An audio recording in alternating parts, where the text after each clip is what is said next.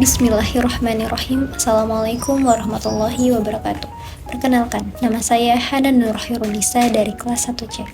Pada tugas video kali ini, saya akan menjelaskan topik bertema ilmuwan muslim polimatik dari abad pertengahan.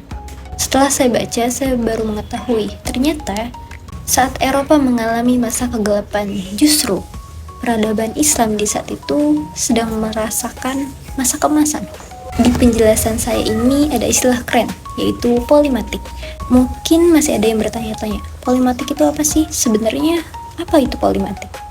Singkatnya, polimatik itu adalah orang yang ahli di banyak sekali bidang ilmu.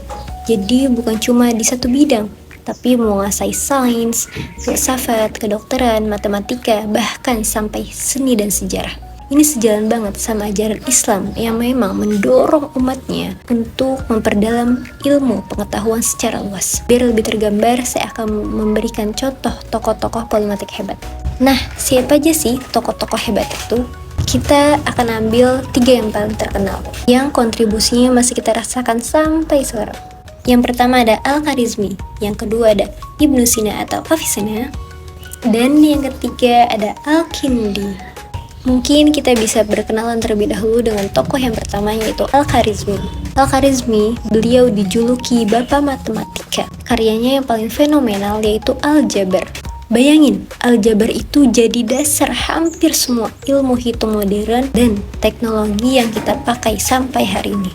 Tokoh yang kedua ada Ibnu Sina atau Avicenna. Beliau ini adalah bapak kedokteran.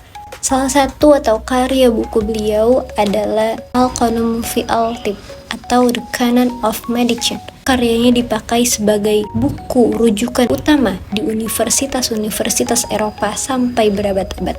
Beliau juga ahli fisika dan filsafat. Tokoh yang ketiga ada Al-Kindi.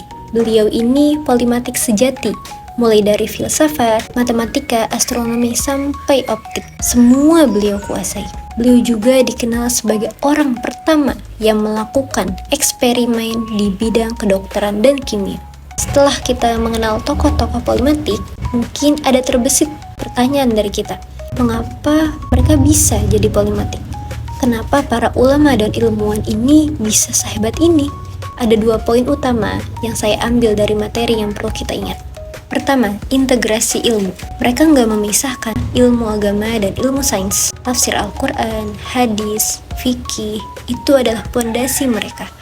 Tapi dari pondasi itu, mereka didorong untuk mempelajari ilmu-ilmu lain yang bermanfaat untuk umat. Seperti kedokteran, farmakologi, dan astronomi. Mungkin bayangan dari penjelasan ini seperti untuk menentukan kiblat adalah waktu sholat. Kedua, konsep ulama. Pada zaman itu bukan hanya ahli agama, tapi justru harus jadi panutan umat yang solih, berani membela kebenaran, dan memiliki keunggulan ilmu pengetahuan yang mendalam. Mereka adalah pewaris para nabi. Mungkin inti dari penjelasan saya, kejayaan Islam di abad pertengahan lahir dari generasi emas yang menjadikan Al-Quran dan Sunnah sebagai sumber semangat untuk menguasai ilmu dunia. Ini membuktikan bahwa integrasi Islam dan sains itu bukan hal baru, tapi sudah jadi tradisi kita sejak dulu. Semoga penjelasan ini mudah dipahami dan dapat menginspirasi kita semua untuk menjadi polimatik baru di masa kini. Sekian saya akhiri video ini, kurang lebihnya mohon maaf, karena kesempurnaan hanya milik Allah. Jazakillah khair Ustadz. Wassalamualaikum warahmatullahi wabarakatuh.